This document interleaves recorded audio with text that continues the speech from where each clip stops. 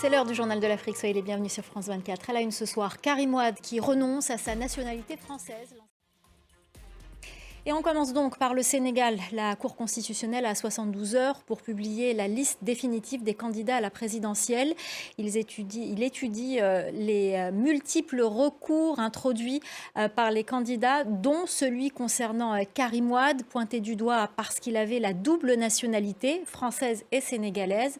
L'ex-ministre et fils de l'ancien président a décidé de mettre fin à la polémique en renonçant à la citoyenneté française. La correspondance à Dakar de Sarah Sakou.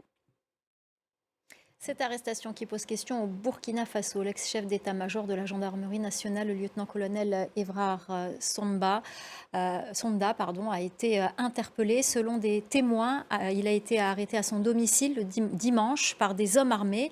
D'autres militaires ont été arrêtés. Une tentative de coup d'État a-t-elle été déjouée? Décryptage avec Serge Daniel, notre correspondant régional. Le Gabon a procédé à un remaniement ministériel. Le Premier ministre Raymond Ndong reste en poste. Un vice-premier ministre est nommé. Il s'agit d'Alexandre Barrot-Chambrier.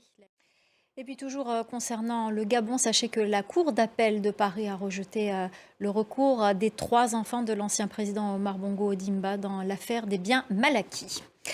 On en vient à ces nouvelles tensions entre le Rwanda et la République démocratique du Congo. Kinshasa a confirmé la capture par l'armée rwandaise de 2 soldats congolais, de la mort d'un 3e. Selon Kigali, ces soldats avaient franchi la frontière au nord du pays, dans la région adjacente au Nord Kivu, un territoire actuellement en guerre.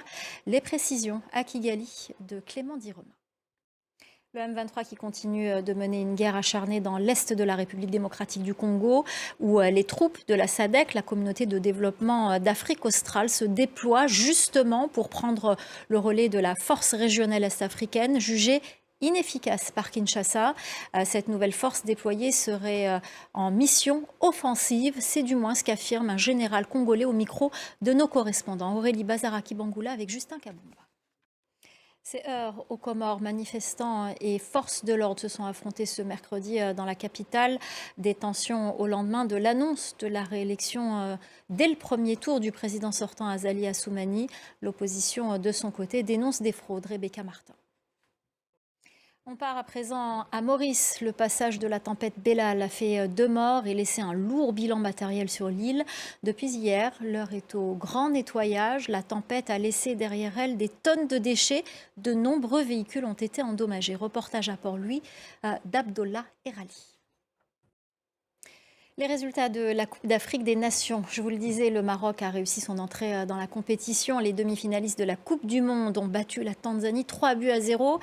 Les Lions de l'Atlas étaient très largement favoris pour ce match. Mais sur les réseaux sociaux, les spectateurs relaient des images de stades vides alors que certaines rencontres sont annoncées à guichet fermé. Les précisions à Abidjan de Julia Guggenheim.